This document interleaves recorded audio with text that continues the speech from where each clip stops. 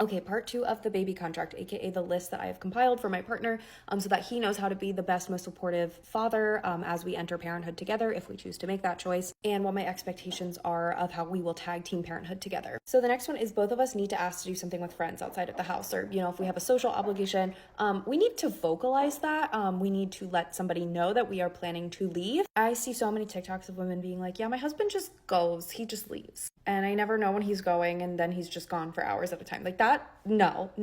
We will both have the expectation that we will communicate, hopefully in advance, like, hey, my friends are watching basketball at the bar. Is it okay if I pop down there for a bit? Sure, absolutely. Thank you for letting me know. Now I know I will be solely responsible for doing all of the things you have to do, like getting the kids down, feeding them, bathing them, which is fine. I just need a heads up about that, He will be parent contact number one on our kids' school forms. I see all the time, it's always the mom that gets the call from the school first. Like they always just bug the crap out of the mom. And what I aspire to is that they call both of us. Like they switch off, they call either one of us. I don't want to be the default person they call, so I'm going to list him as number one, be like, call him first. And that's not to say that I will not respond or, I will not pick up my phone. I just don't want to play into this idea that moms are the only people that can respond. Like I'm working too. I got things to do too. So yeah, give him a call first before you call me. He will text other moms and dads to arrange play dates for our kids. Like I want him to be very involved in our children's friendships. I want him to know who the moms and dads at school are, who their kids are. If our children are friends with those kids, I want him to have their information so that he can text to arrange play dates, things like that. I don't want the scheduling of the kids' social lives to fall solely on me.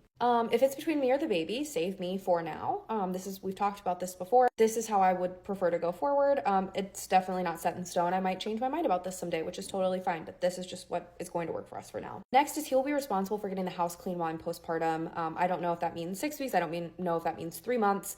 Giving a broad window there. And I don't care if he cleans the house himself or if he hires somebody to do it.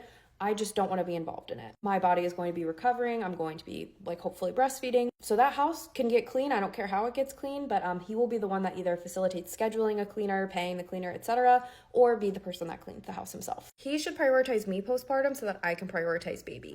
In the ideal world, this would be an equal time in our lives. It's just not going to be. It's going to be a lot more physically taxing for me to have a baby right after I have a baby. The baby is going to need things from me that he cannot give, And if he prioritizes me and puts me first and gives me a lot of support, then I can then transfer that to the baby. And that's not to say that he's not going to be, changing, feeding, bathing the baby too. I just want him to be thinking, what does Sam need at this time? This could change. I don't know how we're going to feel about this, but alternate waking with the baby until one of us goes back to work. I have a sleep disorder. I have sleep apnea. I'm very sleepy.